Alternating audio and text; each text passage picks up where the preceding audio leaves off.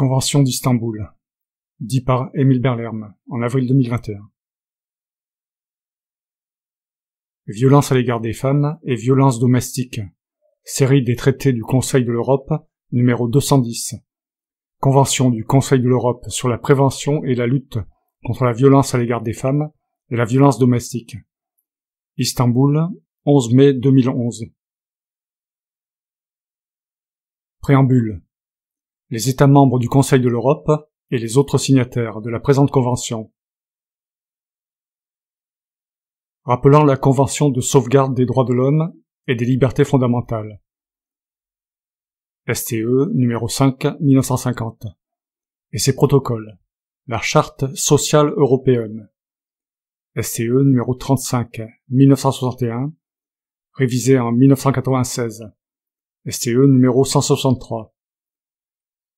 La Convention du Conseil de l'Europe sur la lutte contre la traite des êtres humains, STCE numéro 197/2005, et la Convention du Conseil de l'Europe sur la protection des enfants contre l'exploitation et les abus sexuels, STCE numéro 201/2007.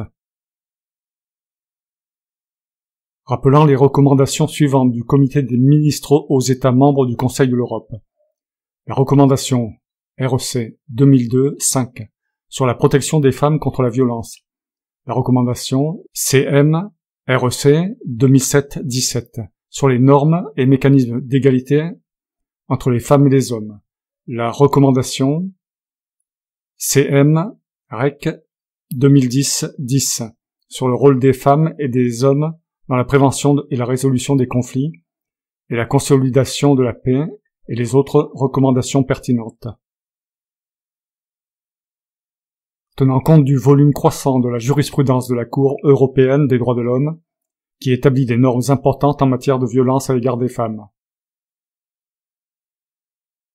Ayant à l'esprit le Pacte international relatif aux droits civils et politiques, 1966, le Pacte international relatif aux droits économiques, sociaux et culturels, 1966, la Convention des Nations unies sur l'élimination de toutes les formes de discrimination à l'égard des femmes, CEDF 1979, et son protocole facultatif 1999, ainsi que la recommandation générale numéro 19 du comité de la CEDF sur la violence à l'égard des femmes, la Convention des Nations unies relative aux droits de l'enfant 1989, et ses protocoles facultatifs 2000, et la Convention des Nations unies relative aux droits des personnes handicapées 2006. Ayant à l'esprit le statut de Rome de la Cour pénale internationale, 2002. Rappelant les principes de base du droit humanitaire international, et en particulier la Convention 4 de Genève relative à la protection des personnes civiles en temps de guerre, 1949, et ses protocoles additionnels 1 et 2, 1977. Condamnant toutes les formes de violence à l'égard des femmes et de violence domestique. Reconnaissant que la réalisation de jure et de facto de l'égalité entre les femmes et les hommes est un élément clé dans la prévention de la violence à l'égard des femmes. Reconnaissant que la violence à l'égard des femmes est une manifestation des rapports de force historiquement inégaux entre les femmes et les hommes ayant conduit à la domination et à la discrimination des femmes par les hommes, privant ainsi les femmes de leur pleine émancipation. Reconnaissant que la nature structurelle de la violence à l'égard des femmes est fondée sur le genre et que la violence à l'égard des femmes est un des mécanismes sociaux cruciaux par lesquels les femmes sont maintenues dans une position de subordination par rapport aux hommes. Reconnaissant avec une profonde préoccupation que les femmes et les filles sont souvent exposées à des formes graves de violence telles que la violence domestique, le harcèlement sexuel, le viol, le mariage forcé, les crimes commis au nom du prétendu honneur, et les mutilations génitales, lesquelles constituent une violation grave des droits humains, des femmes et des filles, et un obstacle majeur à la réalisation de l'égalité entre les femmes et les hommes. Reconnaissant les violations constantes des droits de l'homme en situation de conflit armé affectant la population civile, et en particulier les femmes, sous la forme de viols et de violences sexuelles généralisées ou systématiques, et la potentialité d'une augmentation de la violence fondée sur le genre, aussi bien pendant qu'après les conflits. reconnaissant que les femmes et les filles sont exposées à un risque plus élevé de violence fondée sur le genre que ne le sont les hommes. Reconnaissant que la violence domestique affecte les femmes de manière disproportionnée et que les hommes peuvent également être victimes de violences domestiques. Reconnaissant que les enfants sont des victimes de la violence domestique, y compris en tant que témoins de violences au sein de la famille. Aspirant à créer une Europe libre de violence à l'égard des femmes et de violences domestiques, sont convenus de ce qui suit. Chapitre 1. But, définition, égalité et non-discrimination, obligation générale. Article 1. Le but de la Convention. 1. La présente Convention a pour but, petit a, de protéger les femmes contre toutes les formes de violence et de prévenir, poursuivre et éliminer la violence à l'égard des femmes et la violence domestique. Petit b. De contribuer à éliminer toutes les formes de discrimination à l'égard des femmes et de promouvoir l'égalité réelle entre les femmes et les hommes, y compris par l'autonomisation des femmes. Petit c. De concevoir un cadre global des politiques et des mesures de protection et d'assistance pour toutes les victimes de violences à l'égard des femmes et de violences domestiques. Petit d. De promouvoir la coopération internationale en vue d'éliminer la violence à l'égard des femmes et la violence domestique. Petit e. De soutenir et d'assister les organisations et services répressifs pour coopérer de manière effective afin d'adopter une approche intégrée visant à éliminer la violence à l'égard des femmes et la violence domestique. 2. Afin d'assurer une mise en œuvre effective de ces dispositions par les parties, la présente Convention établit un mécanisme de suivi spécifique. Article 2. Champ d'application de la Convention. 1. La présente Convention s'applique à toutes les formes de violence à l'égard des femmes, y compris la violence domestique qui affecte les femmes de manière disproportionnée. 2. Les parties sont encouragées à appliquer la présente Convention à toutes les victimes de violences domestiques. Les parties portent une attention particulière aux femmes victimes de violences fondées sur le genre dans la mise en œuvre des dispositions de la présente Convention. 3. La présente Convention s'applique en temps de paix et en situation de conflit armé. Article 3. Définition. Aux fins de la présente Convention. Petit a. Le terme « violence à l'égard des femmes » doit être compris comme une violation des droits de l'homme et une forme de discrimination à l'égard des femmes, et désigne tous les actes de violence fondés sur le genre qui entraînent ou sont susceptibles d'entraîner pour les femmes des dommages ou souffrances de nature physique, sexuelle, psychologique ou économique, y compris la menace de se livrer à de tels actes, la contrainte ou la privation arbitraire de liberté, que ce soit dans la vie publique ou privée. Petit b.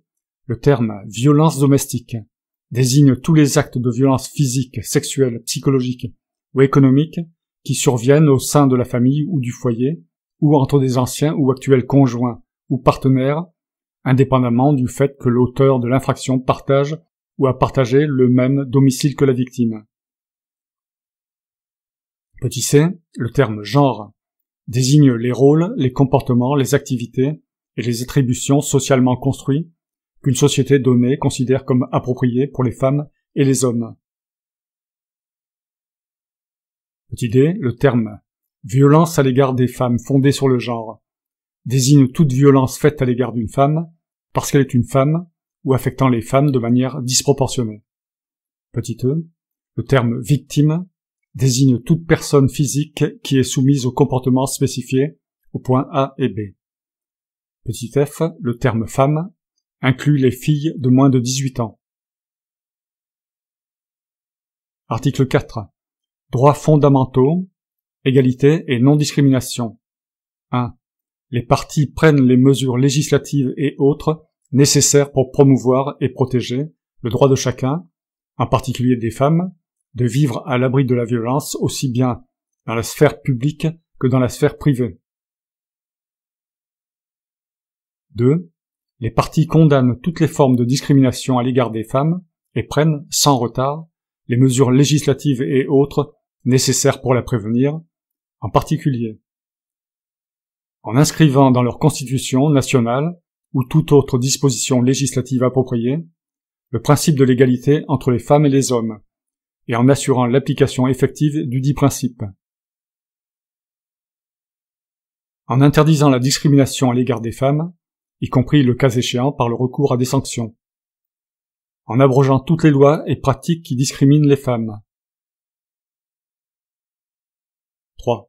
La mise en œuvre des dispositions de la présente convention par les parties, en particulier les mesures visant à protéger les droits des victimes, doit être assurée sans discrimination aucune, fondée notamment sur le sexe, le genre, la race, la couleur, la langue, la religion, les opinions politiques ou toute autre opinion, l'origine nationale ou sociale, l'appartenance à une minorité nationale, la fortune, la naissance, l'orientation sexuelle, l'identité de genre, l'âge, l'état de santé, le handicap, le statut marital, le statut de migrant ou de réfugié, ou toute autre situation. 4. Les mesures spécifiques qui sont nécessaires pour prévenir et protéger les femmes contre la violence fondée sur le genre ne sont pas considérées comme discriminatoires en vertu de la présente convention. Article 5. Obligation de l'État et diligence voulue. 1. Les parties s'abstiennent de commettre tout acte de violence à l'égard des femmes et s'assurent que les autorités, les fonctionnaires, les agents et les institutions étatiques, ainsi que les autres acteurs qui agissent au nom de l'État, se comportent conformément à cette obligation. 2. Les parties prennent les mesures législatives et autres nécessaires pour agir avec la diligence voulue, afin de prévenir, enquêter sur, punir et accorder une réparation pour les actes de violence couverts par le champ d'application de la présente convention, commis par des acteurs non étatiques. Article 6. Politique sensible au genre. Les parties s'engagent à inclure une perspective de genre dans la mise en œuvre et l'évaluation de l'impact des dispositions de la présente convention et à promouvoir et mettre en œuvre de manière effective des politiques d'égalité entre les femmes et les hommes et d'autonomisation des femmes. Chapitre 2. Politiques intégrées et collecte des données. Article 7. Politique globale et coordonnée. 1. Les parties prennent les mesures législatives et autres nécessaires pour adopter et mettre en œuvre des politiques nationales effectives, globales et coordonnées, incluant toutes les mesures pertinentes pour prévenir et combattre toutes les formes de violence couvertes par le champ d'application de la présente convention, et offrir une réponse globale à la violence à l'égard des femmes. 2. Les parties veillent à ce que les politiques mentionnées au paragraphe 1 placent les droits de la victime au centre de toutes les mesures et soient mises en œuvre par le biais d'une coopération effective entre toutes les agences, institutions et organisations pertinentes. 3. Les mesures prises conformément au présent article doivent impliquer, le cas échéant, tous les acteurs pertinents tels que les agences gouvernementales, les parlements et les autorités nationales, régionales et locales, les institutions nationales des droits de l'homme et les organisations de la société civile. Article 8. Ressources financières. Les parties allouent des ressources financières et humaines appropriées pour la mise en œuvre adéquate des politiques intégrées, mesures et programmes visant à prévenir et combattre toutes les formes de violence couvertes par le champ d'application de la présente convention, y compris ceux réalisés par les organisations non gouvernementales et la société civile. Article 9. Organisations non gouvernementales et société civile. Les parties reconnaissent, encouragent et soutiennent, à tous les niveaux, le travail des organisations non gouvernementales pertinentes et de la société civile qui sont actives dans la lutte contre la violence à l'égard des femmes et établissent une coopération effective avec ces organisations. Article 10. Organes de coordination. 1. Les parties désignent ou établissent un ou plusieurs organes officiels responsables pour la coordination, la mise en œuvre, le suivi et l'évaluation des politiques et les mesures prises afin de prévenir et combattre toutes les formes de violence couvertes par la présente convention, Ces organes coordonnent la collecte des données mentionnées à l'article 11, analysent et en diffusent les résultats. 2. Les parties veillent à ce que les organes désignés ou établis conformément au présent article reçoivent des informations de nature générale portant sur les mesures prises conformément au chapitre 8. 3. Les parties veillent à ce que les organes désignés ou établis conformément au présent article aient la capacité de communiquer directement et d'encourager des relations avec leurs homologues dans les autres parties. Article 11. Collecte des données et recherche. 1. Aux fins de la mise en œuvre de la présente convention, les parties s'engagent, petit a, à collecter les données statistiques, désagrégées pertinentes, à intervalles réguliers, sur les affaires relatives à toutes les formes de violence couvertes par le champ d'application de la présente convention. Petit b, à soutenir la recherche dans les domaines relatifs à toutes les formes de violence couvertes par le champ d'application de la présente convention, afin d'étudier leurs causes profondes et leurs effets, leur fréquence et les taux de condamnation, ainsi que l'efficacité des mesures prises pour mettre en œuvre la présente convention. 2.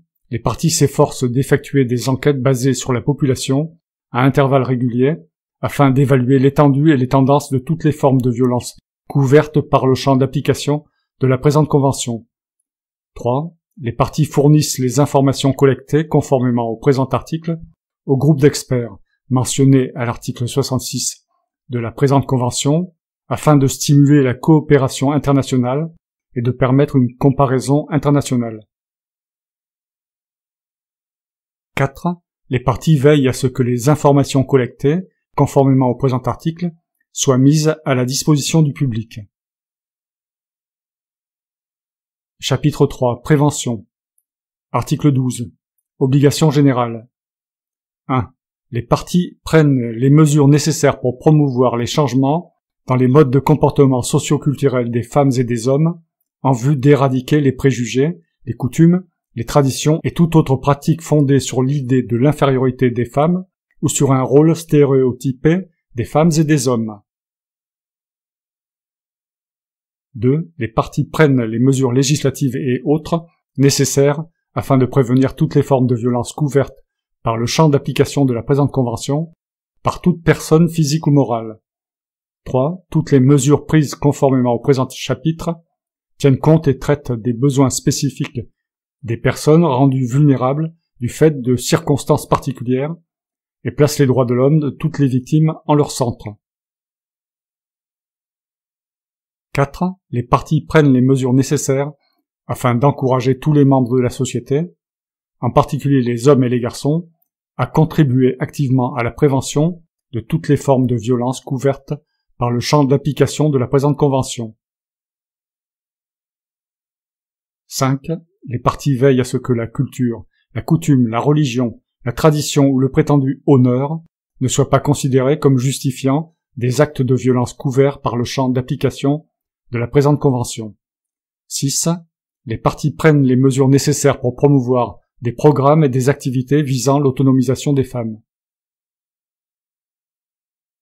Article 13. Sensibilisation. 1. Les parties promeuvent ou conduisent régulièrement et à tous les niveaux des campagnes ou des programmes de sensibilisation, y compris en coopération avec les institutions nationales des droits de l'homme et les organes compétents en matière d'égalité, la société civile et les organisations non gouvernementales, notamment les organisations de femmes, le cas échéant pour accroître la prise de conscience et la compréhension par le grand public des différentes manifestations de toutes les formes de violence couvertes par le champ d'application de la présente convention et leurs conséquences sur les enfants, et de la nécessité de les prévenir. 2. Les parties assurent une large diffusion parmi le grand public d'informations sur les mesures disponibles pour prévenir les actes de violence couverts par le champ d'application de la présente convention. Article 14. Éducation. 1.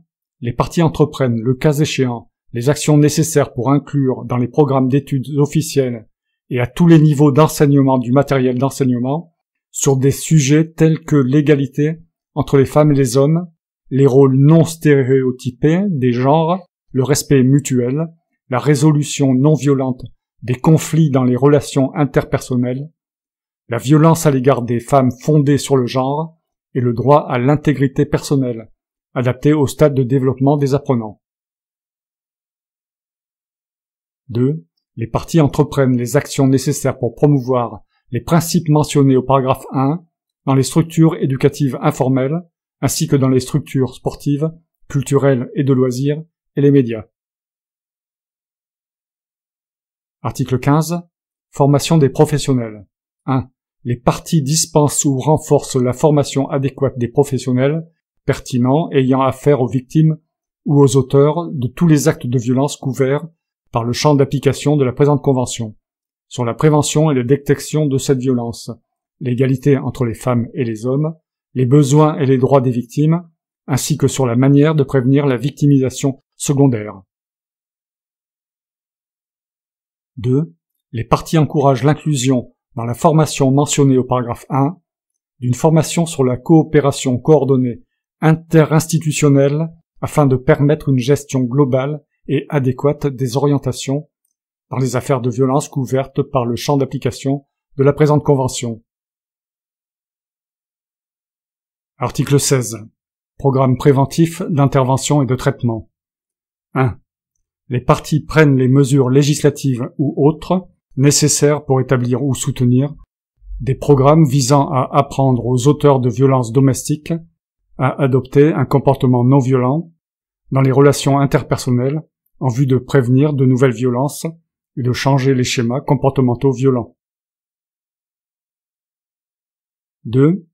Les parties prennent les mesures législatives ou autres nécessaires pour établir ou soutenir des programmes de traitement destinés à prévenir la récidive des auteurs d'infractions, en particulier des auteurs d'infractions à caractère sexuel.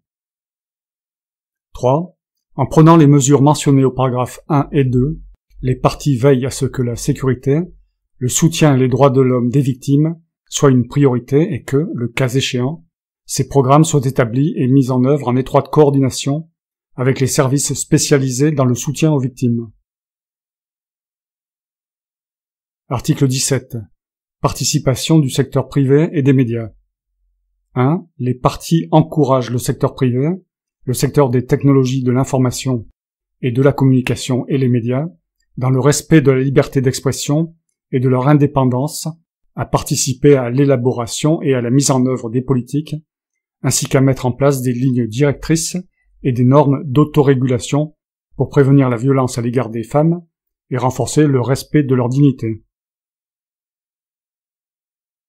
2.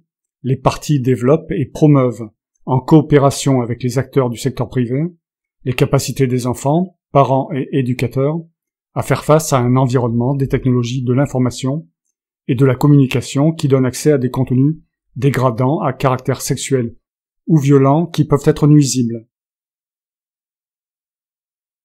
Chapitre 4. Protection et soutien. Article 18. Obligation générale. 1. Les parties prennent les mesures législatives ou autres nécessaires pour protéger toutes les victimes contre tout nouvel acte de violence. 2.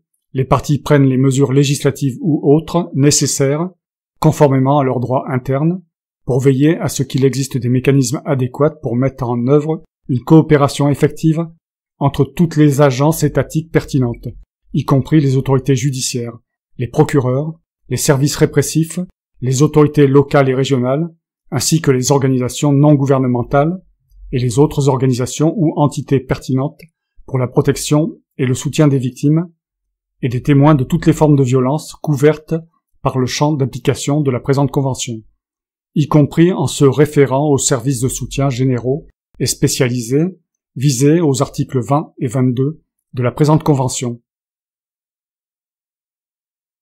3. Les parties veillent à ce que les mesures prises conformément à ce chapitre soient fondées sur une compréhension fondée sur le genre de la violence à l'égard des femmes et de la violence domestique et se concentrent sur les droits de l'homme et la sécurité de la victime, soient fondées sur une approche intégrée qui prenne en considération la relation entre les victimes, les auteurs des infractions, les enfants et leur environnement social plus large. visent à éviter la victimisation secondaire, visent l'autonomisation et l'indépendance économique des femmes victimes de violences, permettent, le cas échéant, la mise en place d'un ensemble de services de protection et de soutien dans les mêmes locaux, répondent aux besoins spécifiques des personnes vulnérables, y compris les enfants victimes, et leur soient accessibles. 4. La fourniture de services ne doit pas dépendre de la volonté des victimes d'engager des poursuites ou de témoigner contre tout auteur d'infraction. 5. Les parties prennent les mesures adéquates pour garantir une protection consulaire ou autre et un soutien à leurs ressortissants et aux autres victimes ayant droit à cette protection, conformément à leurs obligations découlant du droit international. Article 19. Information. Les parties prennent les mesures législatives ou autres nécessaires pour que les victimes reçoivent une information adéquate et en temps opportun sur les services de soutien et les mesures légales disponibles, dans une langue qu'elles comprennent. Article 20. Services de soutien généraux. 1. Les parties prennent les mesures législatives ou autres nécessaires pour que les victimes aient accès à des services facilitant leur rétablissement. Ces mesures devraient inclure, si nécessaire, des services tels que le conseil juridique et psychologique, l'assistance financière, les services de logement, l'éducation, la formation et l'assistance en matière de recherche d'emploi. 2. Les parties prennent les mesures législatives ou autres nécessaires pour que les victimes aient accès à des services de santé et des services sociaux, que les services disposent des ressources adéquates et que les professionnels soient formés afin de fournir une assistance aux victimes et de les orienter vers les services adéquats. Article 21. Soutien en matière de plaintes individuelles et collectives. Les parties veillent à ce que les victimes bénéficient d'informations sur les mécanismes régionaux et internationaux de plaintes individuelles, collectives, applicables et de l'accès à ces mécanismes. Les parties promeuvent la mise à disposition d'un soutien sensible et avisé aux victimes dans la présentation de leurs plaintes. Article 22. Services de soutien spécialisés. 1. Les parties prennent les mesures législatives ou autres nécessaires pour fournir ou aménager, selon une répartition géographique adéquate, des services de soutien spécialisés immédiats, à court et à long terme, à toute victime ayant fait l'objet de tout acte de violence couvert par le champ d'application de la présente convention. 2. Les parties fournissent ou aménagent des services de soutien spécialisés pour toutes les femmes victimes de violences et leurs enfants. Article 23. Refuge. Les parties prennent les mesures législatives ou autres nécessaires pour permettre la mise en place de refuges appropriés, facilement accessibles et en nombre suffisant, afin d'offrir des logements sûrs pour les victimes, en particulier les femmes et leurs enfants, et pour les aider de manière proactive. Article 24. Permanence téléphonique. Les parties prennent les mesures législatives ou autres nécessaires pour mettre en place à l'échelle nationale des permanences téléphoniques gratuites, accessibles 24 heures sur 24, 7 jours sur 7, pour fournir aux personnes qui appellent de manière confidentielle ou dans le respect de leur anonymat, des conseils concernant toutes les formes de violence couvertes par le champ d'application de la présente convention. Article 25.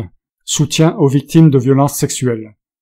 Les parties prennent les mesures législatives ou autres nécessaires pour permettre la mise en place de centres d'aide d'urgence pour les victimes de viols et de violences sexuelles, appropriés, facilement accessibles et en nombre suffisant, afin de leur dispenser un examen médical et médico-légal, un soutien lié au traumatisme et des conseils.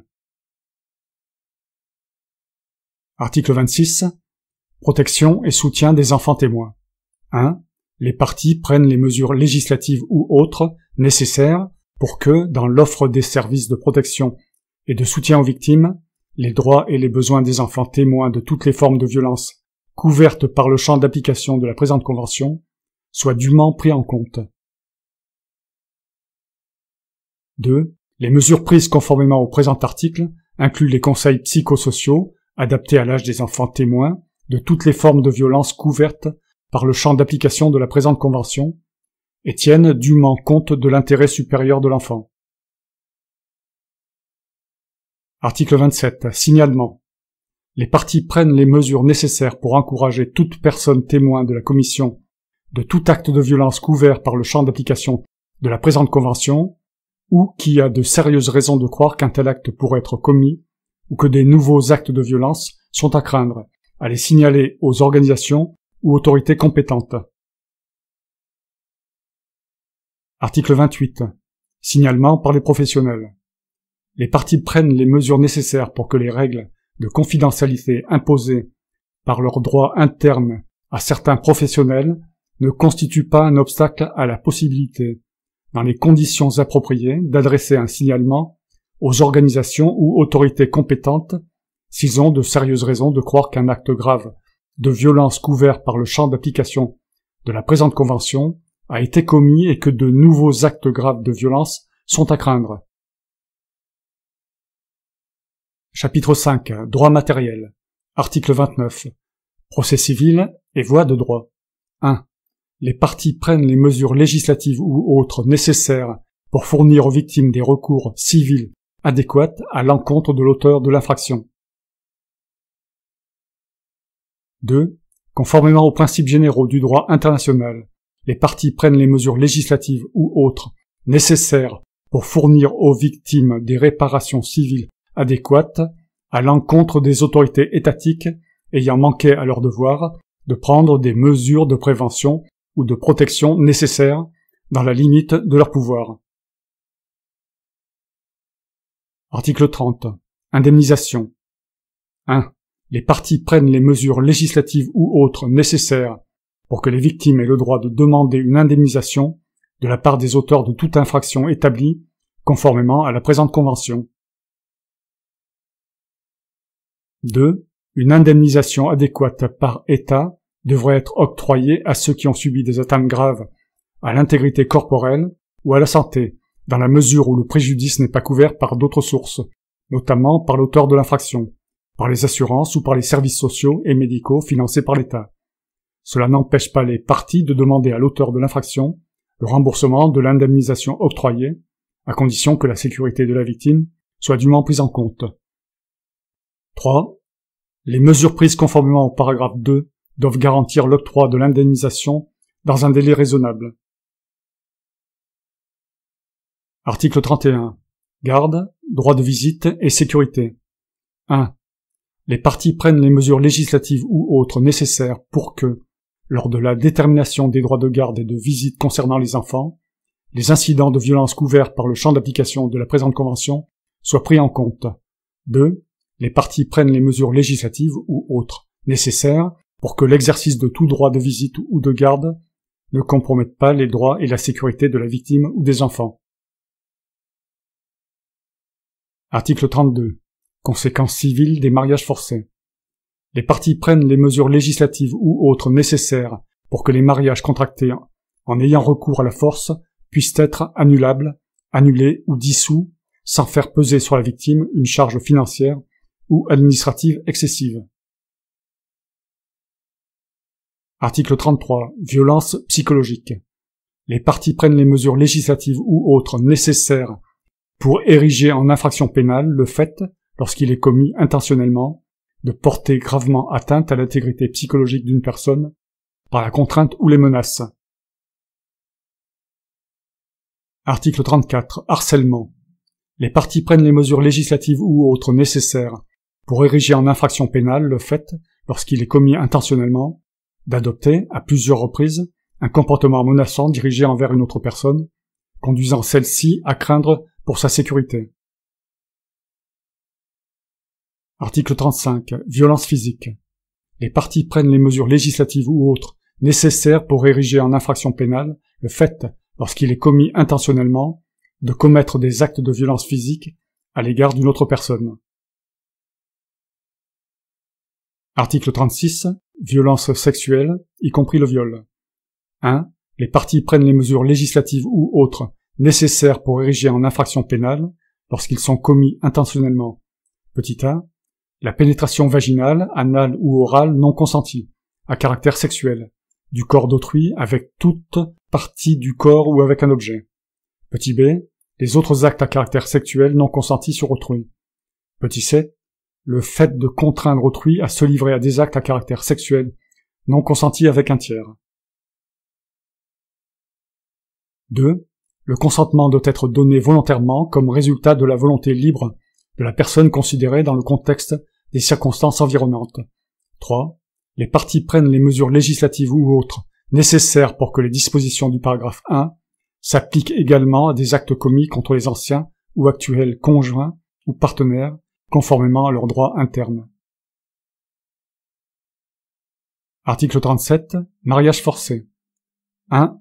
Les parties prennent les mesures législatives ou autres nécessaires pour ériger en infraction pénale le fait, lorsqu'il est commis intentionnellement, de forcer un adulte ou un enfant à contracter un mariage. 2. Les parties prennent les mesures législatives ou autres nécessaires pour ériger en infraction pénale le fait, lorsqu'il est commis intentionnellement, de tromper un adulte ou un enfant afin de l'emmener sur le territoire d'une partie ou d'un État autre que celui où il réside, avec l'intention de le forcer à contracter un mariage. Article 38. Mutilation génitale féminine. Les parties prennent les mesures législatives ou autres nécessaires pour ériger en infraction pénale lorsqu'ils sont commis intentionnellement. Petit a, l'excision, l'infibulation ou toute autre mutilation de la totalité ou partie des labia majora, labia minora ou clitoris d'une femme. Petit b, le fait de contraindre une femme à subir tout acte énuméré au point A ou de lui fournir les moyens à cette fin.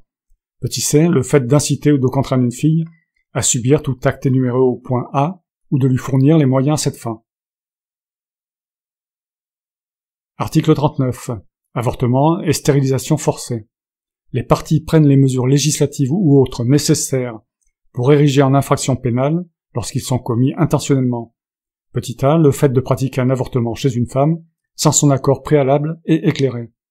Petit b, le fait de pratiquer une intervention chirurgicale qui a pour objet ou pour effet de mettre fin à la capacité d'une femme de se reproduire naturellement sans son accord préalable et éclairé ou sans sa compréhension de la procédure.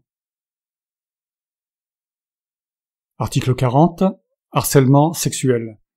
Les parties prennent les mesures législatives ou autres nécessaires pour que toute forme de comportement non désiré, verbal, non verbal ou physique, à caractère sexuel, ayant pour objet ou pour effet de violer la dignité d'une personne, en particulier lorsque ce comportement crée un environnement intimidant, hostile, dégradant, humiliant ou offensant, soit soumise à des sanctions pénales ou autres sanctions légales.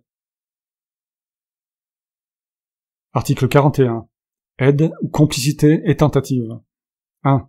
Les parties prennent les mesures législatives ou autres nécessaires pour ériger en infraction pénale, lorsqu'elles sont commises intentionnellement, l'aide ou la complicité dans la commission des infractions établies conformément aux articles 33, 34, 35, 36, 37, 38A et 39 de la présente convention.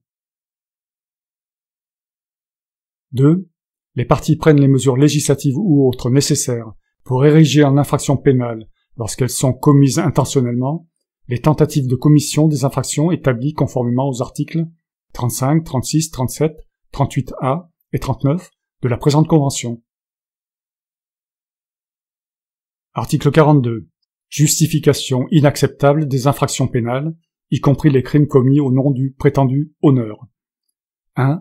Les parties prennent les mesures législatives ou autres nécessaires pour s'assurer que, dans les procédures pénales diligentées à la suite de la commission de l'un des actes de violence couverts par le champ d'application de la présente convention, la culture, la coutume, la religion, la tradition ou le prétendu honneur ne soient pas considérés comme justifiant de tels actes. Cela couvre en particulier les allégations selon lesquelles la victime aurait transgressé des normes ou coutumes culturelles, religieuses, sociales ou traditionnelles relatives à un comportement approprié. 2. Les parties prennent les mesures législatives ou autres nécessaires pour que l'incitation faite par toute personne à un enfant de commettre tout acte mentionné au paragraphe 1 ne diminue pas la responsabilité pénale de cette personne pour les actes commis. Article 43. Application des infractions pénales. Les infractions établies conformément à la présente convention s'appliquent indépendamment de la nature de la relation entre la victime et l'auteur de l'infraction. Article 44. Compétences. 1. Les parties prennent les mesures législatives ou autres nécessaires pour établir leurs compétences à l'égard de toute infraction établie conformément à la présente convention, lorsque l'infraction est commise, petit a, sur leur territoire, ou, petit b, à bord d'un navire battant leur pavillon, ou, petit c, à bord d'un aéronef immatriculé selon leurs lois internes, ou, petit d, par un de leurs ressortissants, ou, petit e, par une personne ayant sa résidence habituelle sur leur territoire. 2. Les parties s'efforcent de prendre les mesures législatives ou autres nécessaires pour établir leurs compétences à l'égard de toute infraction établie conformément à la présente convention, lorsque l'infraction est commise contre l'un de leurs ressortissants ou contre une personne ayant sa résidence habituelle sur leur territoire. 3. Pour la poursuite des infractions établies conformément aux articles 36, 37, 38 et 39 de la présente convention, les parties prennent les mesures législatives ou autres nécessaires pour que l'établissement de leurs compétences ne soit pas subordonné à la condition que les faits soient également incriminés sur le territoire où ils ont été commis. 4. Pour la poursuite des infractions établies conformément aux articles 36, 37, 38 et 39 de la présente convention, les parties prennent les mesures législatives ou autres nécessaires pour que l'établissement de leurs compétences au titre des points petit d et petit e du paragraphe 1 ne soit pas subordonné à la condition que la poursuite soit précédée d'une plainte de la victime ou d'une dénonciation de l'état du lieu où l'infraction a été commise. 5. Les parties prennent les mesures législatives ou autres nécessaires pour établir leurs compétences à l'égard de toute infraction établie conformément à la présente convention, dans les cas où l'auteur présumé est présent sur leur territoire et ne peut être extradé vers une autre partie uniquement en raison de sa nationalité. 6. Lorsque plusieurs parties revendiquent leurs compétences à l'égard d'une infraction présumée établie conformément à la présente convention, les parties concernées se concertent, le cas échéant, afin de déterminer la mieux à même d'exercer les poursuites. 7. Sans préjudice des règles générales de droit international, la présente convention n'exclut aucune compétence pénale exercée par une partie conformément à son droit interne. Article 45. Sanctions et mesures. 1. Les parties prennent les mesures législatives ou autres nécessaires pour que les infractions établies conformément à la présente convention soient passibles de sanctions effectives, proportionnées et dissuasives au regard de leur gravité. Celles-ci incluent, le cas échéant, des peines privatives de liberté pouvant donner lieu à l'extradition. 2. Les parties peuvent adopter d'autres mesures à l'égard des auteurs d'infractions, telles que le suivi ou la surveillance de la personne condamnée, la déchéance des droits parentaux si l'intérêt supérieur de l'enfant, qui peut inclure la sécurité de la victime, ne peut être garanti d'aucune autre façon. Article 46. Circonstances aggravantes. Les parties prennent les mesures législatives ou autres nécessaires afin que les circonstances suivantes, pour autant qu'elles ne relèvent pas déjà des éléments constitutifs de l'infraction, puissent, conformément aux dispositions pertinentes de leur droit interne, être prises en compte en tant que circonstances aggravantes lors de la détermination des peines relatives aux infractions établies conformément à la présente convention. Petit a, l'infraction a été commise à l'encontre d'un ancien ou actuel conjoint ou partenaire, conformément au droit interne, par un membre de la famille, une personne cohabitant avec la victime, ou une personne ayant abusé de son autorité. Petit b, l'infraction, ou les infractions apparentées, ont été commises de manière répétée. Petit c, l'infraction a été commise à l'encontre d'une personne rendue vulnérable du fait de circonstances particulières. Petit d, l'infraction a été commise à l'encontre ou en présence d'un enfant. Petit e, l'infraction a été commise par deux ou plusieurs personnes agissant ensemble. Petit f, l'infraction a été précédée ou accompagnée d'une violence d'une extrême gravité. Petit g, l'infraction a été commise avec l'utilisation ou la menace d'une arme. Petit h, l'infraction a entraîné de graves dommages physiques ou psychologiques pour la victime. Petit i, l'auteur a été condamné antérieurement pour des faits de nature similaire. Article 47. Condamnation dans une autre partie. Les parties prennent les mesures législatives ou autres nécessaires pour prévoir la possibilité de prendre en compte, dans le cadre de l'appréciation de la peine, les condamnations définitives prononcées dans une autre partie pour les infractions établies, conformément à la présente convention. Article 48. Interdiction des modes alternatifs de résolution des conflits ou des condamnations obligatoires. 1. Les parties prennent les mesures législatives ou autres nécessaires pour interdire les modes alternatifs de résolution des conflits obligatoires, y compris la médiation et la conciliation, en ce qui concerne toutes les formes de violence couvertes par le champ d'application de la présente convention. 2. Les parties prennent les mesures législatives ou autres nécessaires pour que, si le paiement d'une amende est ordonné, la capacité de l'auteur de l'infraction à faire face aux obligations financières qu'il a envers la victime soit dûment prise en compte. Chapitre 6. Enquête, poursuite, droit procédural et mesures de protection. Article 49. Obligation générale. 1. Les parties prennent les mesures législatives ou autres nécessaires pour que les enquêtes et les procédures judiciaires relatives à toutes les formes de violence couvertes par le champ d'application de la présente convention soient traitées sans retard injustifié, tout en prenant en considération les droits de la victime à toutes les étapes des procédures pénales. 2. Les parties prennent les mesures législatives ou autres nécessaires, conformément aux principes fondamentaux des droits de l'homme et en prenant en considération la compréhension de la violence fondée sur le genre, pour garantir une enquête et une poursuite effective des infractions établies conformément à la présente convention. Article 50. Réponse immédiate, prévention et protection. 1. Les parties prennent les mesures législatives ou autres nécessaires pour que les services répressifs responsables répondent rapidement et de manière appropriée à toutes les formes de violence couvertes par le champ d'application de la présente convention, en offrant une protection adéquate et immédiate aux victimes. 2. Les parties prennent les mesures législatives ou autres nécessaires pour que les services répressifs responsables engagent rapidement et de manière appropriée la prévention et la protection contre toutes les formes de violence couvertes par le champ d'application de la présente convention, y compris l'emploi de mesures opérationnelles préventives et la collecte des preuves. Article 51. Appréciation et gestion des risques. 1. Les parties prennent les mesures législatives ou autres nécessaires pour qu'une appréciation du risque de létalité, de la gravité de la situation et du risque de réitération de la violence soit faite par toutes les autorités pertinentes afin de gérer le risque et garantir, si nécessaire, une sécurité et un soutien coordonnés. 2.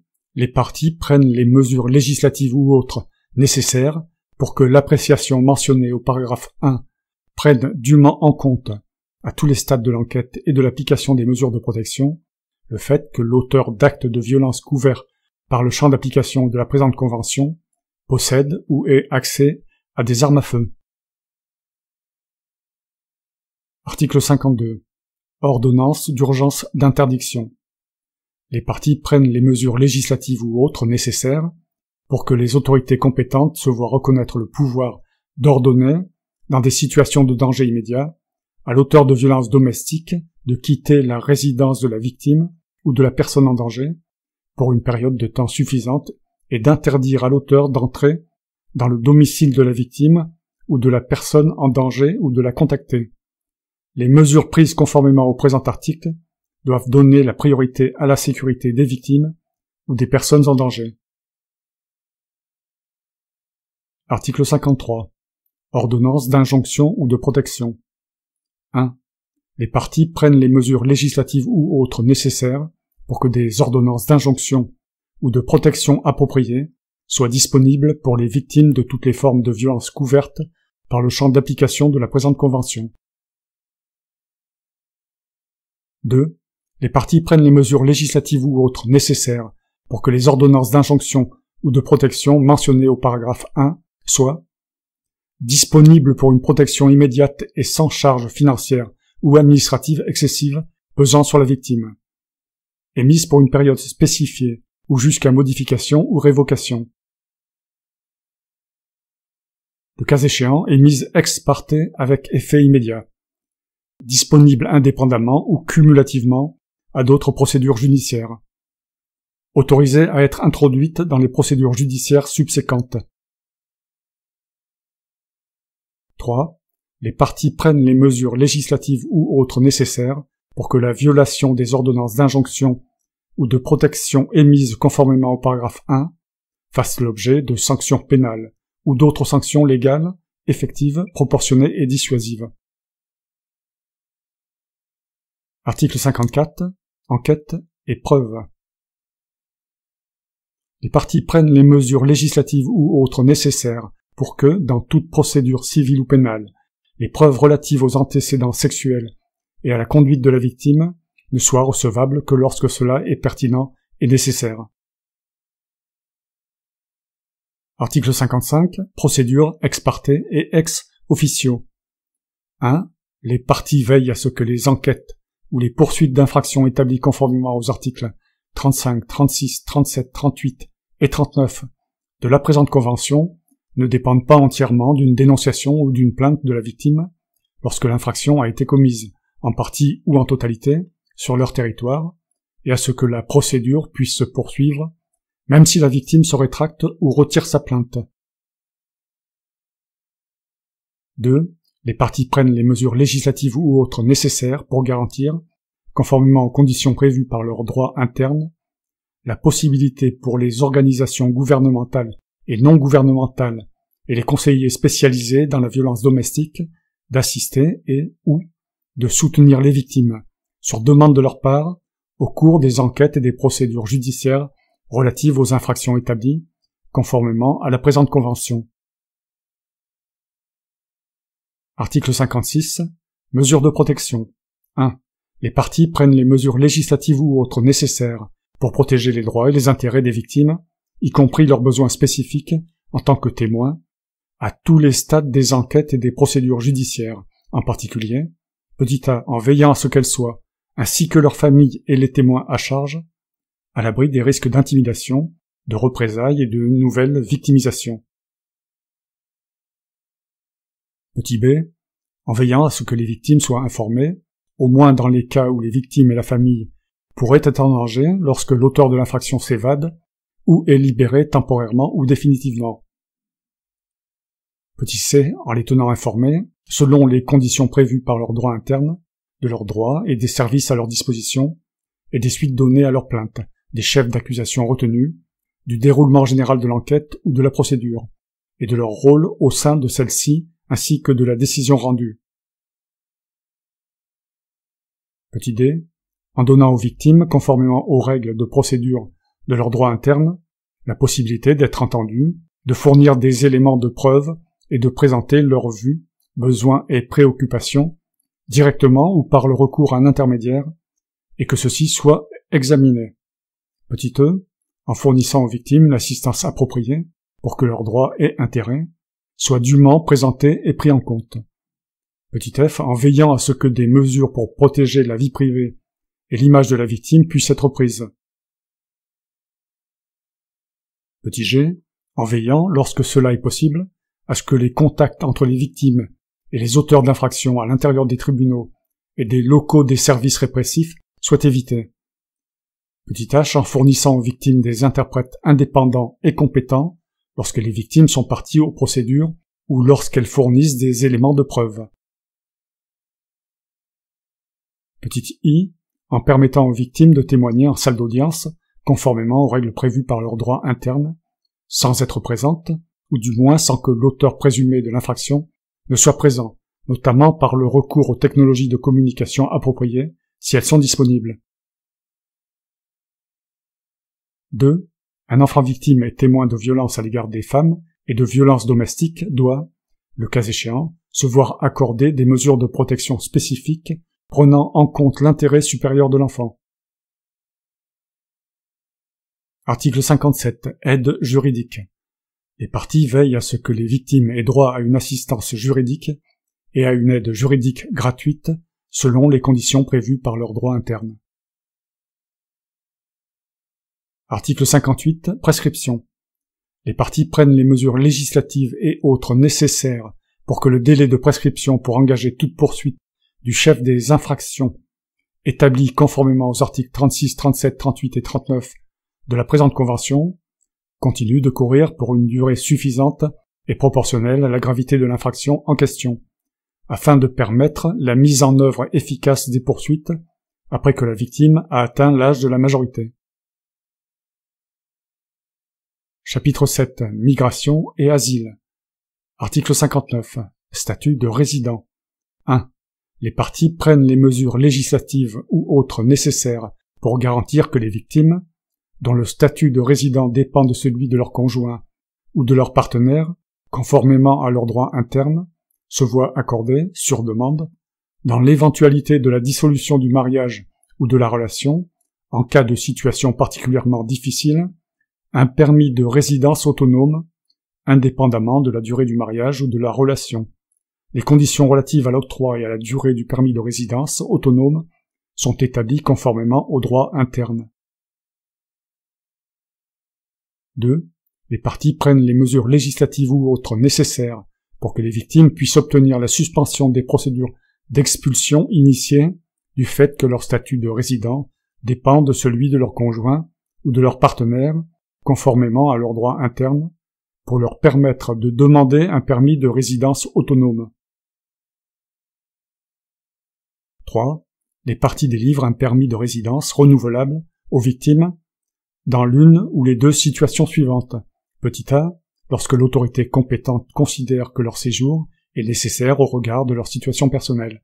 Petit b, lorsque l'autorité compétente considère que leur séjour est nécessaire aux fins de leur coopération avec les autorités compétentes dans le cadre d'une enquête ou de procédure pénale.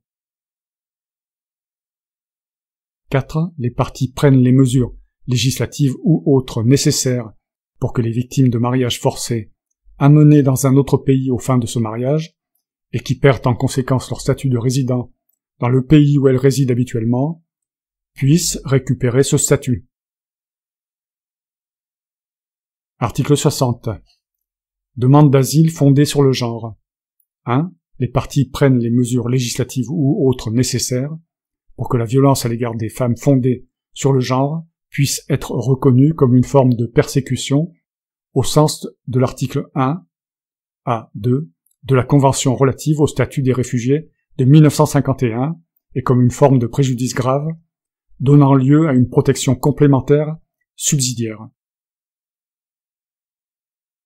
2. Les parties veillent à ce qu'une interprétation sensible au genre soit appliquée à chacun des motifs de la Convention et à ce que les demandeurs d'asile se voient octroyer le statut de réfugié dans les cas où il a été établi que la crainte de persécution est fondée sur l'un ou plusieurs de ces motifs, conformément aux instruments pertinents applicables.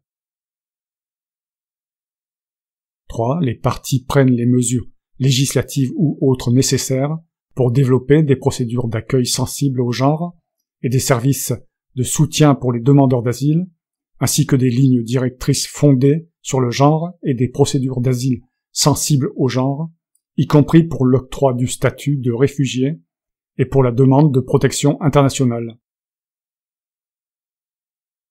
Article 61. Non-refoulement.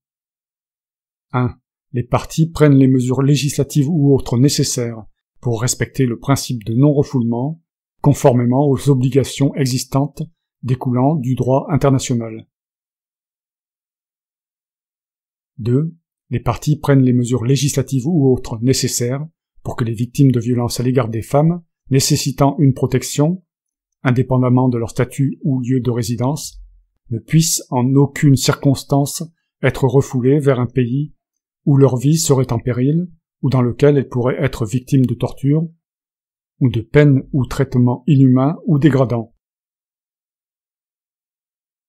Chapitre 8. Coopération internationale.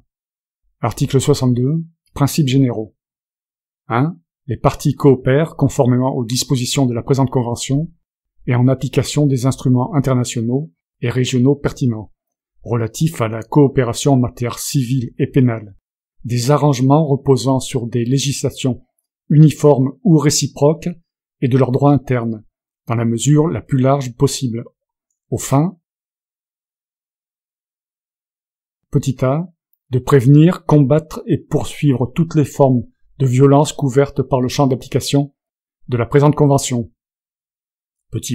De protéger et assister les victimes. C. De mener des enquêtes ou des procédures concernant les infractions établies conformément à la présente Convention. D. D'appliquer les jugements civils et pénaux pertinents rendus par les autorités judiciaires des parties, y compris les ordonnances de protection. 2. Les parties prennent les mesures législatives ou autres nécessaires pour que les victimes d'une infraction établie conformément à la présente Convention et commise sur le territoire d'une partie autre que celui sur lequel elle réside puissent porter plainte auprès des autorités compétentes de leur état de résidence. 3.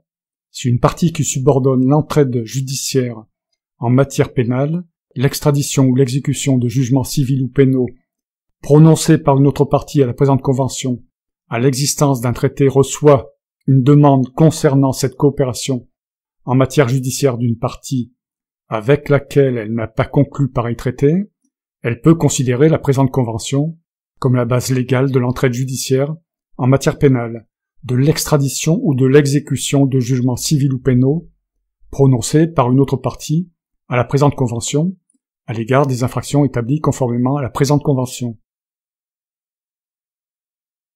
4. Les parties s'efforcent d'intégrer, le cas échéant, la prévention et la lutte contre la violence à l'égard des femmes et la violence domestique dans les programmes d'assistance au développement conduits au profit d'États tiers, y compris la conclusion d'accords bilatéraux et multilatéraux avec des États tiers dans le but de faciliter la protection des victimes, conformément à l'article 18, paragraphe 5.1. Article 63.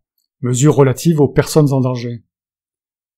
Lorsqu'une partie a, sur la base d'informations à sa disposition, de sérieuses raisons de penser qu'une personne risque d'être soumise de manière immédiate à l'un des actes de violence visés par les articles 36, 37, 38 et 39 de la présente Convention sur le territoire d'une autre partie, la partie disposant de l'information est encouragée à la transmettre sans délai à l'autre partie, dans le but d'assurer que les mesures de protection appropriées soient prises. Cette information doit contenir, le cas échéant, des indications sur des dispositions de protection existantes établies au bénéfice de la personne en danger. Article 64. Information. 1. La partie requise doit rapidement informer la partie requérante du résultat final de l'action exercée conformément au présent chapitre. La partie requise doit également informer rapidement la partie requérante de toutes les circonstances qui rendent impossible l'exécution de l'action envisagée ou qui sont susceptibles de la retarder de manière significative.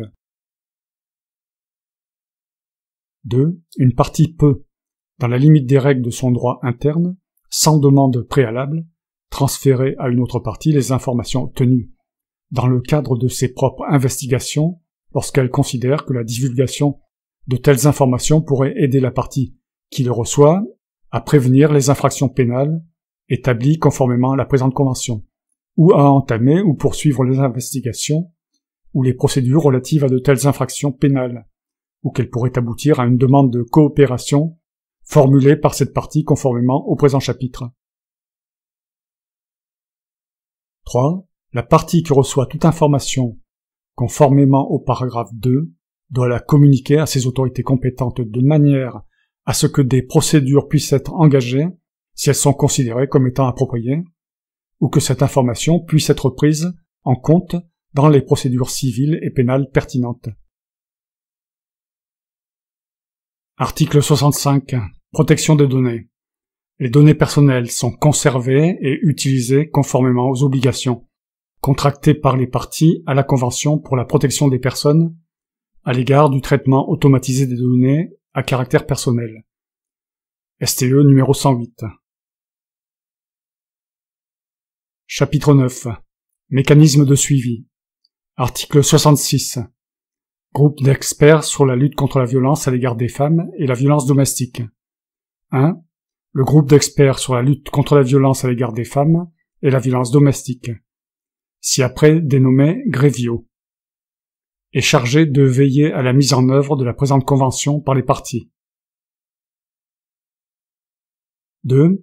Le GREVIO est composé de 10 membres au minimum et de 15 membres au maximum, en tenant compte d'une participation équilibrée entre les femmes et les hommes, et d'une participation géographiquement équilibrée, ainsi que d'une expertise multidisciplinaire. Ces membres sont élus par le comité des parties parmi des candidats désignés par les parties pour un mandat de 4 ans, renouvelable une fois, et choisis parmi des ressortissants des parties. 3. L'élection initiale de 10 membres est organisée dans un délai d'1 an suivant la date d'entrée en vigueur de la présente convention. L'élection de 5 membres additionnels est organisée après la 25e ratification ou adhésion. 4. L'élection des membres du GREVIO se fonde sur les principes suivants. Petit a, ils sont choisis selon une procédure transparente parmi des personnalités de haute moralité connues pour leurs compétences en matière de droits de l'homme, d'égalité entre les femmes et les hommes, de violence à l'égard des femmes et de violence domestique ou d'assistance et protection des victimes, ou ayant une expérience professionnelle reconnue dans les domaines couverts par la présente convention. Petit b, le GREVIO ne peut comprendre plus d'un ressortissant du même État. Petit c, il devrait représenter les principaux systèmes juridiques. Petit d, il devrait représenter les acteurs et instances pertinents dans le domaine de la violence à l'égard des femmes et la violence domestique. Petit e, ils siègent à titre individuel, sont indépendants et impartiaux dans l'exercice de leur mandat et se rendent disponibles pour remplir leurs fonctions de manière effective. 5. La procédure d'élection des membres du GREVIO est fixée par le comité des ministres du Conseil de l'Europe après consultation et assentiment unanime des parties, dans un délai de 6 mois compté de l'entrée en vigueur de la présente convention. 6. Le GREVIO adopte son propre règlement intérieur. 7. Les membres du GREVIO et les autres membres des délégations chargées d'effectuer les visites dans les pays, telles qu'établies dans l'article 68, paragraphes 9 et 14, bénéficient des privilèges et immunités prévus par l'annexe à la présente convention. Article 67. Comité des parties. 1. Le comité des parties est composé des représentants des parties à la Convention. 2. Le comité des parties est convoqué par le secrétaire général du Conseil de l'Europe. Sa première réunion doit se tenir dans un délai d'1 an suivant l'entrée en vigueur de la présente Convention, afin d'élire les membres du GREVIO. Il se réunira par la suite à la demande d'un tiers des parties, du président du comité des parties ou du secrétaire général.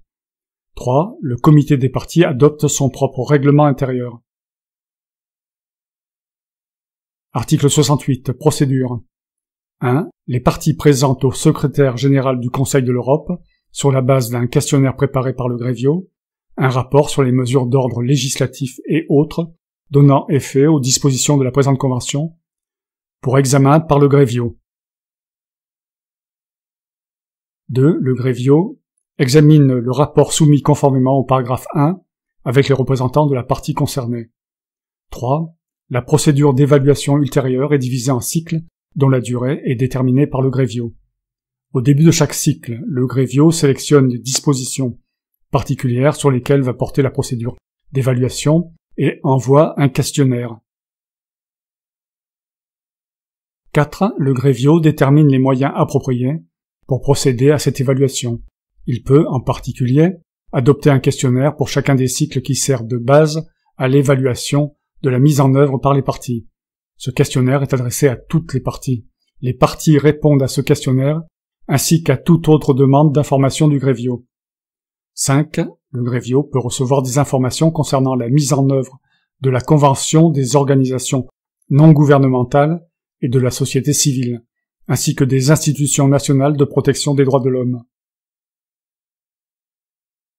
6. Le Grevio prend dûment en considération les informations existantes disponibles dans d'autres instruments et organisations régionaux et internationaux dans les domaines entrant dans le champ d'application de la présente convention. 7. Lorsqu'il adopte le questionnaire pour chaque cycle d'évaluation, le Grevio prend dûment en considération la collecte des données et les recherches existantes dans les parties, telles que mentionnées à l'article 11 de la présente convention. 8. Le Grevio peut recevoir des informations relatives à la mise en œuvre de la Convention de la part du commissaire aux droits de l'homme, du Conseil de l'Europe, de l'Assemblée parlementaire et d'autres organes spécialisés pertinents du Conseil de l'Europe, ainsi que ceux établis par d'autres instruments internationaux. Les plaintes présentées devant ces organes et les suites qui leur sont données seront mises à la disposition du Grevio.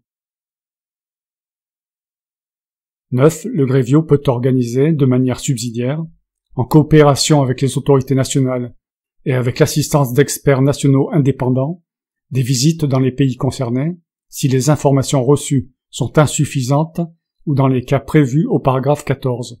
Lors de ces visites, le Grevio peut se faire assister par des spécialistes dans des domaines spécifiques. 10. Le Grevio établit un projet de rapport contenant ses analyses concernant la mise en œuvre des dispositions sur lesquelles porte la procédure d'évaluation, ainsi que ses suggestions et propositions relatives à la manière dont la partie concernée peut traiter les problèmes identifiés. Le projet de rapport est transmis pour commentaire à la partie faisant l'objet de l'évaluation. Ces commentaires sont pris en compte par le Grevio lorsqu'il adopte son rapport. 11.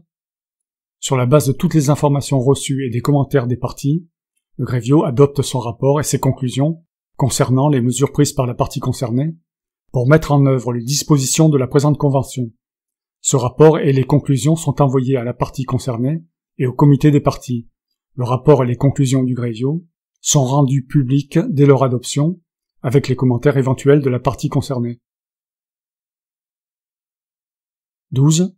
Sans préjudice de la procédure prévue au paragraphe 1 à 8, le comité des parties peut adopter, sur la base du rapport et des conclusions du Grevio, des recommandations adressées à cette partie, petit a, concernant les mesures à prendre pour mettre en œuvre les conclusions du Grevio, si nécessaire en fixant une date pour la soumission d'informations sur leur mise en œuvre et, petit b, ayant pour objectif de promouvoir la coopération avec cette partie afin de mettre en œuvre la présente convention de manière satisfaisante.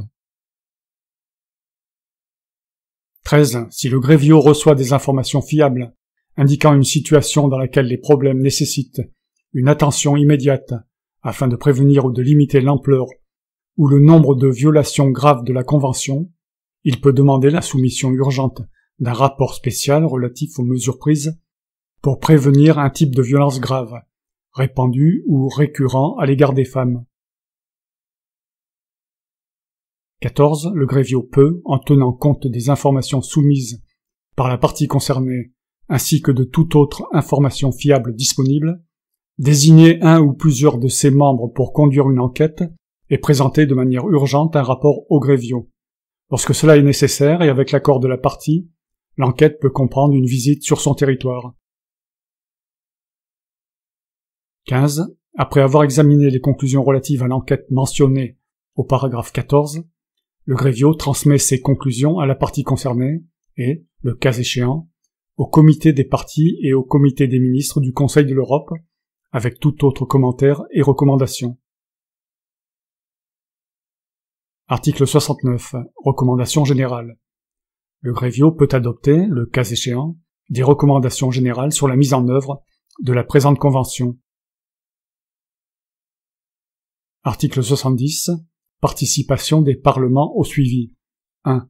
Les parlements nationaux sont invités à participer au suivi des mesures prises pour la mise en œuvre de la présente convention. 2. Les parties soumettent les rapports du Grevio à leurs parlements nationaux. 3. L'Assemblée parlementaire du Conseil de l'Europe est invité à faire le bilan, de manière régulière, de la mise en œuvre de la présente convention. Chapitre 10. Relations avec d'autres instruments internationaux. Article 71. Relations avec d'autres instruments internationaux. 1. La présente convention ne porte pas atteinte aux obligations découlant d'autres instruments internationaux auxquels les parties à la présente convention sont parties ou le deviendront, et qui contiennent des dispositions relatives aux matières régies par la présente convention. 2. Les parties à la présente convention peuvent conclure entre elles des accords bilatéraux ou multilatéraux relatifs aux questions réglées par la présente convention, aux fins de compléter ou de renforcer les dispositions de celle-ci ou pour faciliter l'application des principes qu'elle consacre. Chapitre 11. Amendement à la Convention. Article 72. Amendement. 1. Tout amendement à la présente Convention proposé par une partie devra être communiqué au secrétaire général du Conseil de l'Europe et être transmis par ce dernier aux États membres du Conseil de l'Europe, à tout signataire, à toute partie, à l'Union européenne, à tout État ayant été invité à signer la présente Convention, conformément aux dispositions de l'article 75, et à tout État invité à adhérer à la présente Convention, conformément aux dispositions de l'article 76. 2.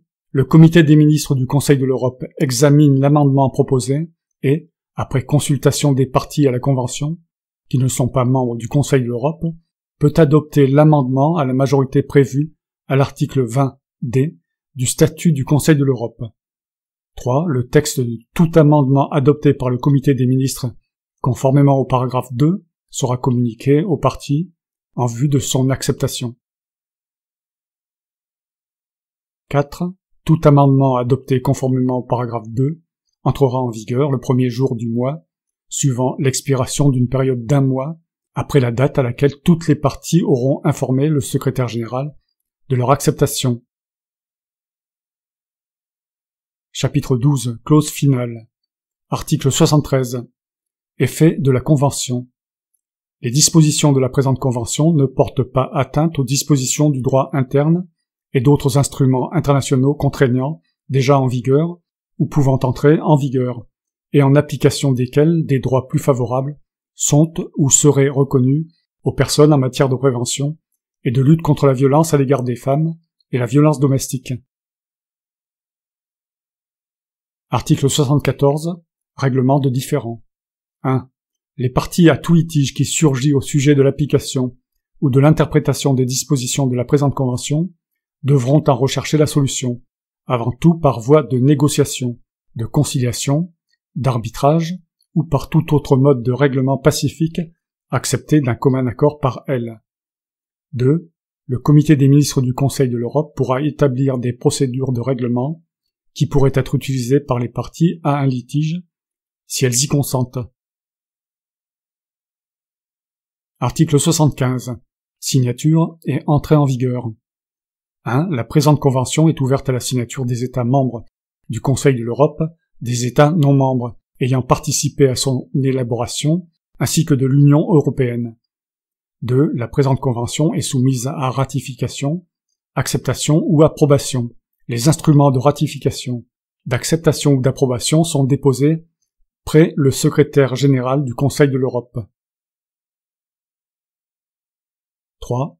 La présente convention entrera en vigueur le premier jour du mois suivant l'expiration d'une période de 3 mois après la date à laquelle 10 signataires, dont au moins 8 États membres du Conseil de l'Europe, auront exprimé leur consentement à être liés par la Convention, conformément aux dispositions du paragraphe 2. 4. Si un État visé au paragraphe 1 ou l'Union européenne exprime ultérieurement son consentement à être lié par la Convention, cette dernière entrera en vigueur, à son égard, le premier jour du mois suivant l'expiration d'une période de 3 mois, après la date du dépôt de l'instrument de ratification, d'acceptation ou d'approbation. Article 76. Adhésion à la Convention. 1. Après l'entrée en vigueur de la présente Convention, le comité des ministres du Conseil de l'Europe pourra, après consultation des parties à la présente Convention et en avoir obtenu l'assentiment unanime, inviter tout État non membre du Conseil de l'Europe, n'ayant pas participé à l'élaboration de la Convention, à adhérer à la présente Convention par une décision prise à la majorité prévue à l'article 20d du statut du Conseil de l'Europe, et à l'unanimité des voix des représentants des États contractants ayant le droit de siéger au comité des ministres. 2. Pour tout État adhérent, la Convention entrera en vigueur le premier jour du mois suivant l'expiration d'une période de 3 mois après la date du dépôt de l'instrument d'adhésion, près le secrétaire général du Conseil de l'Europe. Article 77. Application territoriale. 1. Tout État où l'Union européenne peut, au moment de la signature ou au moment du dépôt de son instrument de ratification, d'acceptation, d'approbation ou d'adhésion, désigner le ou les territoires auxquels s'appliquera la présente Convention. 2. Toute partie peut, à tout autre moment par la suite, par une déclaration adressée au secrétaire général du Conseil de l'Europe, étendre l'application de la présente Convention à tout autre territoire désigné dans cette déclaration, dont elle assure les relations internationales, ou au nom duquel elle est autorisée à prendre des engagements. La Convention entrera en vigueur à l'égard de ce territoire le premier jour du mois suivant l'expiration d'une période de 3 mois, après la date de réception de la déclaration par le secrétaire général. 3. Toute déclaration faite en vertu des 2 paragraphes précédents pourra, à l'égard de tout territoire désigné dans cette déclaration, être retirée par notification adressée au secrétaire général du Conseil de l'Europe. Ce retrait prendra effet le premier jour du mois suivant l'expiration d'une période de 3 mois après la date de réception de la notification par le secrétaire général. Article 78. Réserve. 1. Aucune réserve n'est admise à l'égard des dispositions de la présente Convention, à l'exception de celles prévues au paragraphe 2 et 3.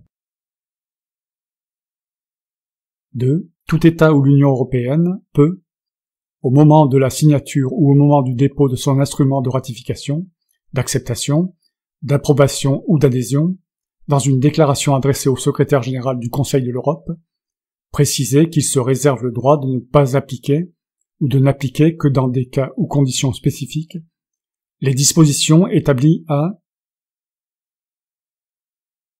l'article 30, paragraphe 2, l'article 44, paragraphe 1e, 3 et 4, l'article 55, paragraphe 1, en ce qui concerne l'article 35, à l'égard des infractions mineures, l'article 58, en ce qui concerne les articles 37, 38 et 39, l'article 59. 3. Tout État où l'Union européenne peut, au moment de la signature ou au moment du dépôt de son instrument de ratification, d'acceptation, d'approbation ou d'adhésion, dans une déclaration adressée au secrétaire général du Conseil de l'Europe, préciser qu'il se réserve le droit de prévoir des sanctions non pénales au lieu de sanctions pénales pour les comportements mentionnés aux articles 33 et 34. 4. Toute partie peut retirer en tout ou en partie une réserve au moyen d'une déclaration adressée au secrétaire général du Conseil de l'Europe.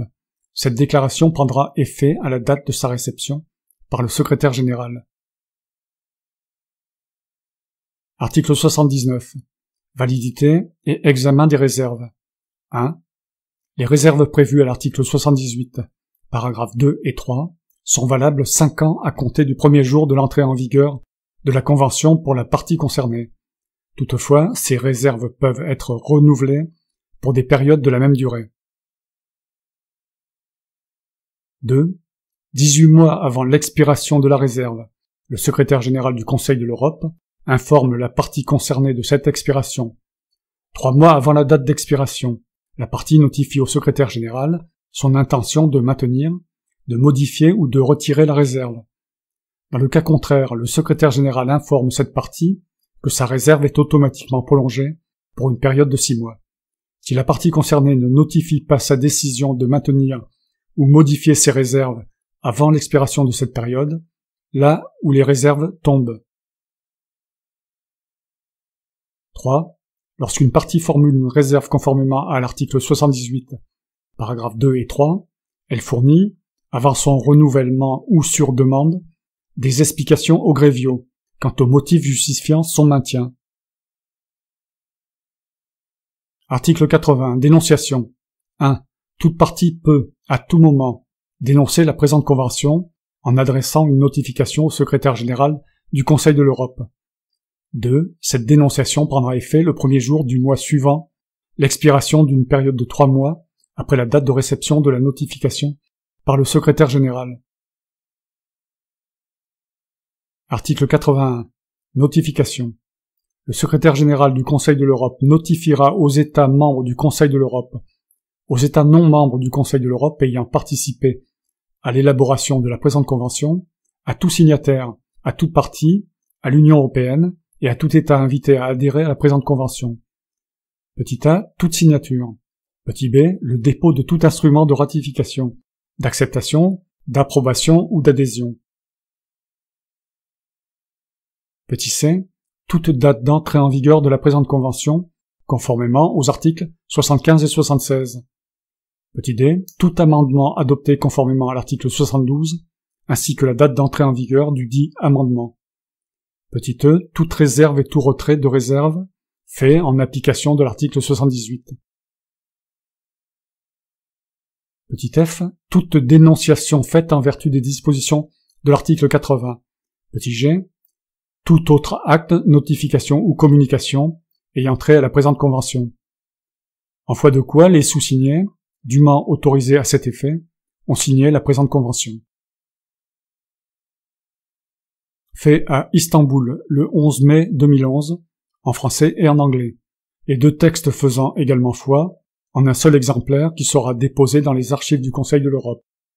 Le secrétaire général du Conseil de l'Europe en communiquera copie certifiée conforme à chacun des États membres du Conseil de l'Europe, aux États non membres ayant participé à l'élaboration de la présente convention, à l'Union européenne et à tout État invité à adhérer à la présente convention. Fin. Dit par Émile Berlerme. Remarque du lecteur.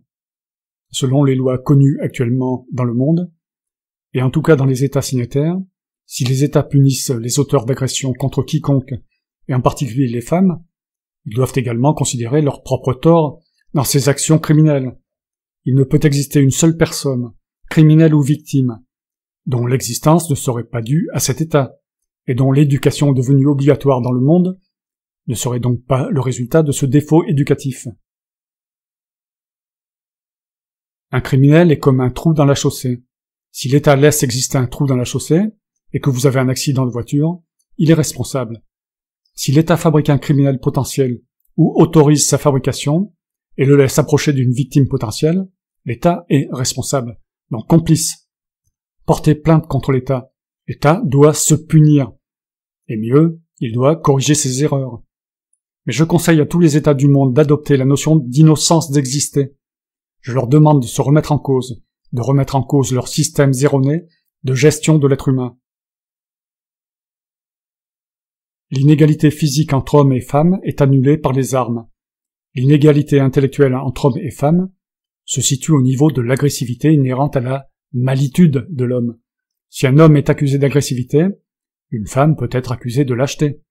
Car depuis le temps. Donc je vous recommande, moi le lecteur, de cesser de vous accuser mutuellement. Tout cela est stupide, puisque personne n'est responsable, selon toutes les significations du terme responsable. Voir mes articles sur l'innocence d'exister, je conseille de lire les textes sur la notion d'irresponsabilité, et ceux sur l'impossibilité du libre arbitre, et bien entendu tous les articles essentiellement sur l'innocence de nos actes. Cette chaîne YouTube, ainsi que le blog, sont basés sur les implications de l'innocence d'exister. Si cette notion d'innocence des personnes heurte les idées enracinées, par imprégnation, remettez ces idées en cause. Elles ont été orientées par une société basée sur les multiples croyances. La vérité n'est pas démocratique. Il y a également un article sur la vérité, il est à lire et à comprendre. Émile Berlerme.